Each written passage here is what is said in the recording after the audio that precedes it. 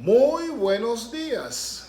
Que el Dios de la vida siga regocijándose en nosotros, nos siga protegiendo de cara a este enemigo invisible. La mañana de hoy, de nuevo especial y un tema de actualidad.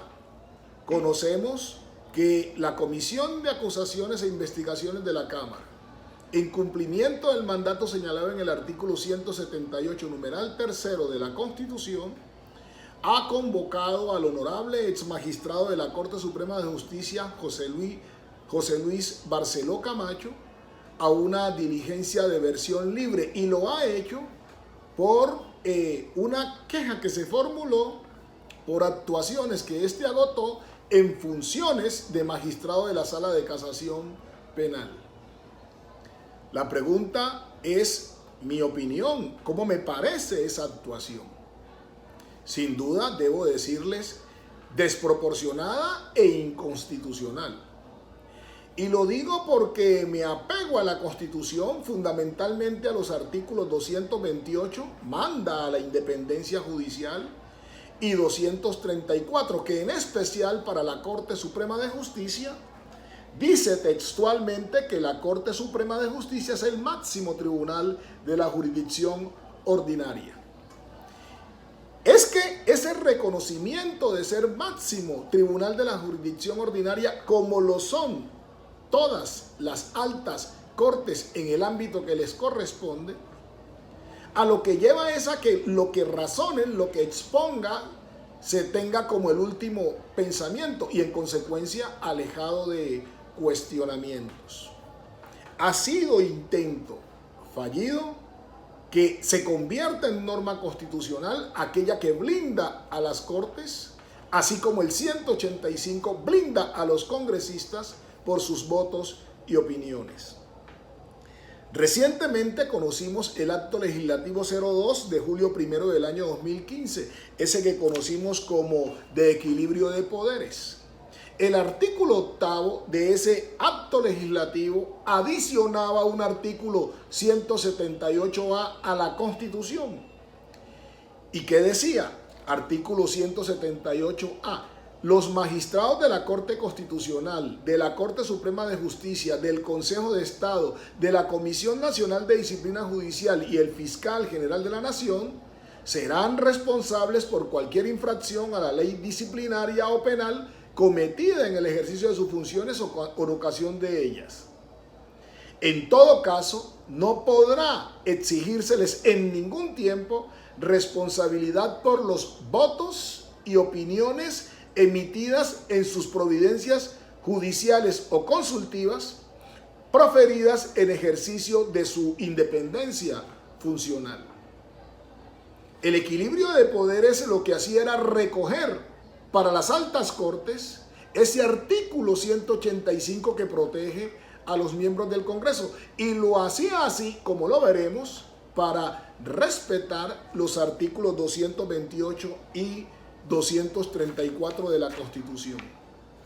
Ese acto legislativo de equilibrio de poderes, conocemos, fue declarado inexequible en ese artículo 8 por la Corte Constitucional, sentencia C-373 de julio 13 del año 2016, razón por la cual esa norma que acabo de leer no la encontramos hoy integrada a la Constitución. Pero se han seguido haciendo intentos. Un proyecto de ley de 2018 procuraba modificar la Ley Quinta de 1992 para reglamentar las funciones judiciales del Congreso.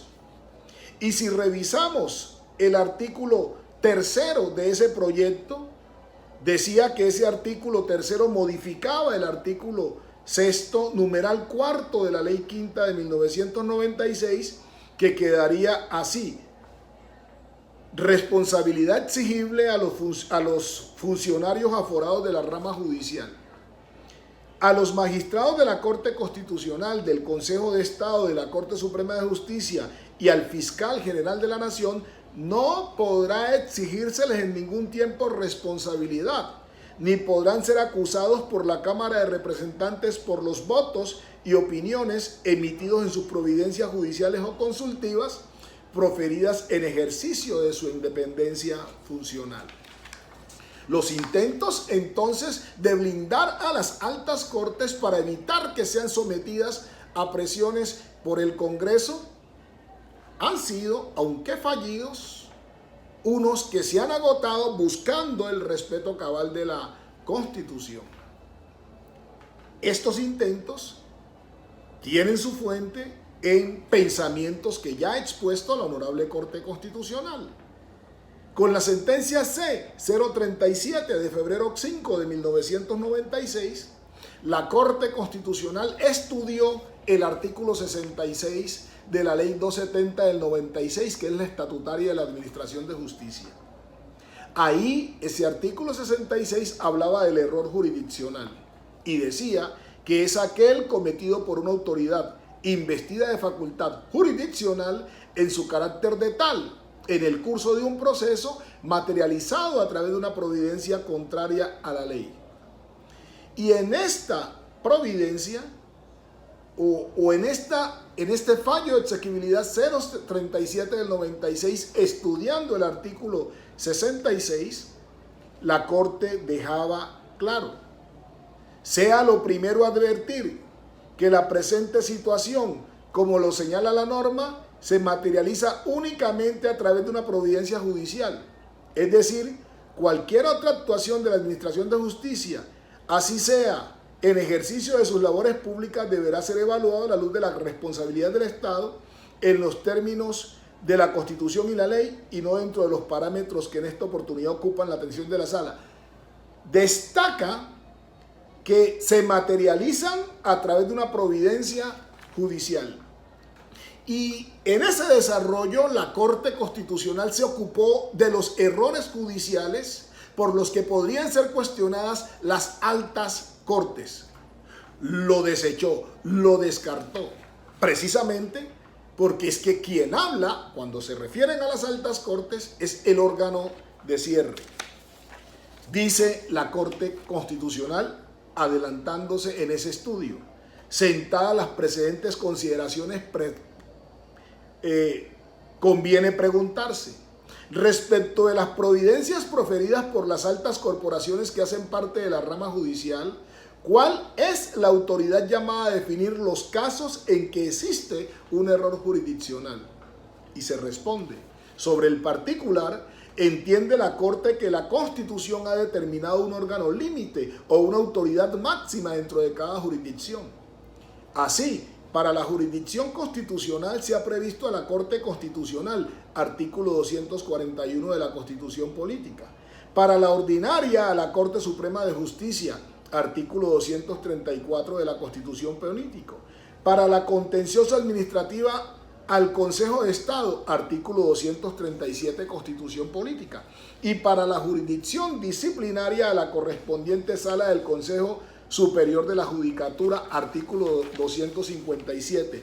Dentro de las atribuciones que la Carta le confiere a cada una de estas corporaciones, quizás la característica más importante es que sus providencias, a través de las cuales se resuelve en única instancia el asunto bajo examen, se unifica la jurisprudencia y se definen los criterios jurídicos aplicables frente a casos similares.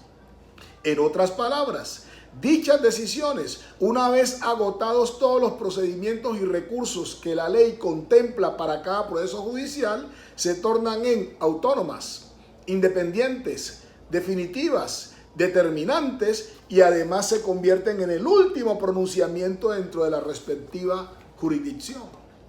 Por manera que si ese conocimiento se tiene emanado de la Honorable Corte Constitucional, a punto que el propio Congreso de la República ha buscado modificar la Carta Política para elevarla a un rango de inmunidad, no se entiende cómo, por actuaciones agotadas por el magistrado Barceló Camacho como magistrado de la Sala de Casación Penal, hoy esté siendo citado a versión libre.